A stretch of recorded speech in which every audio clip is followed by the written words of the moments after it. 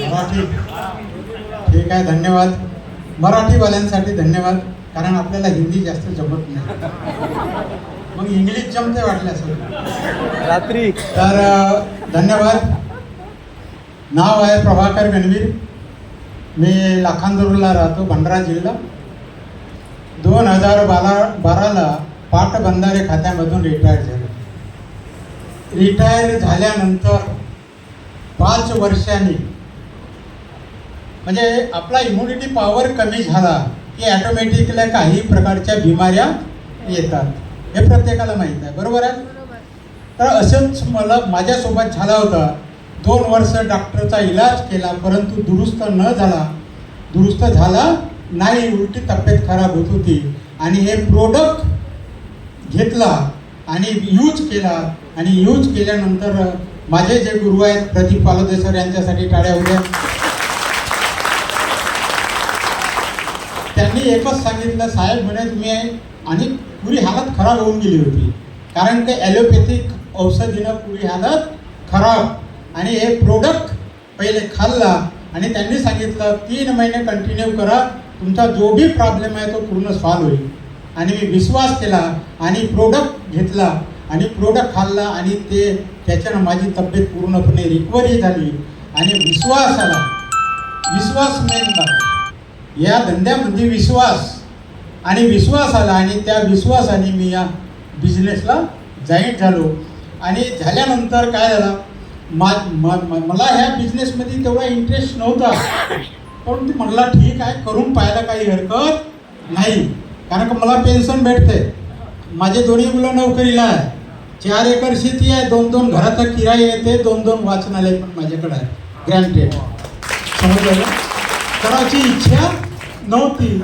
आणि आजही आपण बऱ्याच लोकांना सांगतो, अरे रे भाऊ ये समजून घे, पण कोणी येत नाही, फोन स्विच ऑफ करून टाकते, बरोबर आहे.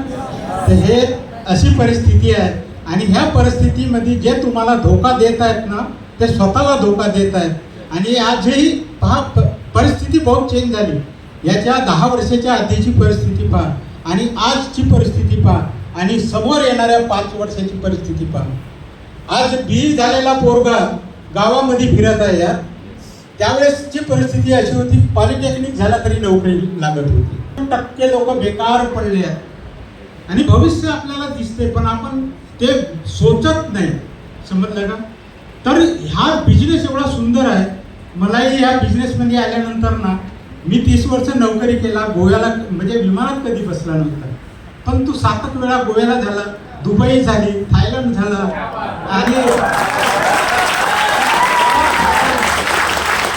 आणि आज त्यावेळेस रिटायर झालो, त्यावेळेस मी 5 वर्षांनी या सिस्टमला सुरुवात केली.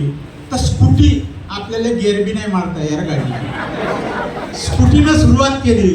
आणि 2 वर्ष केल्यानंतर 8.5 लाखाची कार घेतली. आणि आज ड्रायव्हर ठेवून मी फिरतो, समजलं का. तर ह्या गोष्टी. आणि एक गोष्ट सांगतो, रिटायर नोकरी करणाऱ्यांची कशी दशा राहते मी सांगतो. नोकरी काय आहे, फक्त ॲडजस्टमेंट जीवन आहे. जेवढा पैसा येते तेवढा खर्च करते, आणि मोठ्या मोठ्या जे बिल्डिंगा दिसते ना, फक्त लोन घेते, बरोबर आहे. त्याच्या सोसायटी राहते, सोसायटीतून लोन घेते, प्लॅट घेते, घर बांधते, घर मोठा दिसते, पण पगाराच्या 3ऱ्या हप्त्यामध्ये त्याच्याकडे जा, तर तो म्हणते तू दे का, म्हणते 2000 रुपये पैसे काय. तर ही परिस्थिती आहे नोकरीवाल्याची आहे. पण आपण का म्हणतो नोकरी, नोकरी का करतेस चोरा, येथे काम करणार, समजलं. येथे चांगला इमानदारीनं काम कर, इमानदारीने पैसे कमव. जेवढे पैसे कमवायचे तेवढे येथे कमव, फक्त शिद्दतनं थोडंसं लक्ष दे. आणि ज्यांनी बी तुम्हाला आणलं, समजलं का, तो तुमचा एवढा 100% विचार करते यार, की हा माझा नवीन आलेला माणूस कसा मोठा बनेल. अबे तुमचे रिश्तेदार तुम्हाला मोठे बनवून नाही दे, बनवून देते का.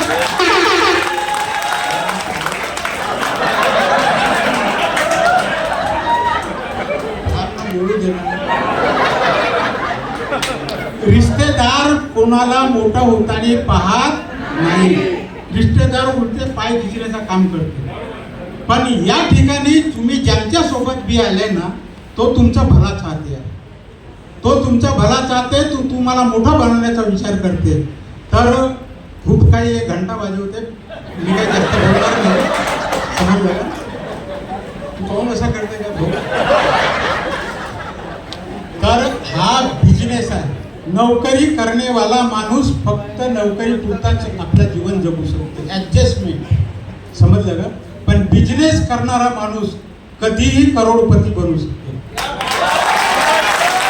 तर या ठिकाणी तुम्हाला ज्यांनी बी आणलं त्यांचा बोट पकडून चला, आणि त्यांचा बोट पकडून चालल्या ना, आणि 5 ते 7 वर्ष यात समर्पण होऊन जा बिझनेसला, सिस्टमला. आपला दिमाग नको लावाया. आपला दिमाग लावल्या ना तर तुम्ही मोठे बनवू शकत नाही. हा कोणत्याही गोष्टीचा सिस्टम असते, आणि सिस्टमनं अगर तुम्ही काम केले तर त्या पद्धतीनं तुम्हाला ज्यांनी बी आणलं त्यांच्या गोष्टी ऐकून अगर काम केले तर तुमची भलाई या ठिकाणी होऊ शकते. आणि 5 ते 7 वर्ष झोपून दिल्या तर या ठिकाणी करोडपती बनू शकते. नोकरी करणारा माणूस कधी करोडपती बनणार नाही. तर मी इथेच थांबतो. जय हिंद, जय महाराष्ट्र.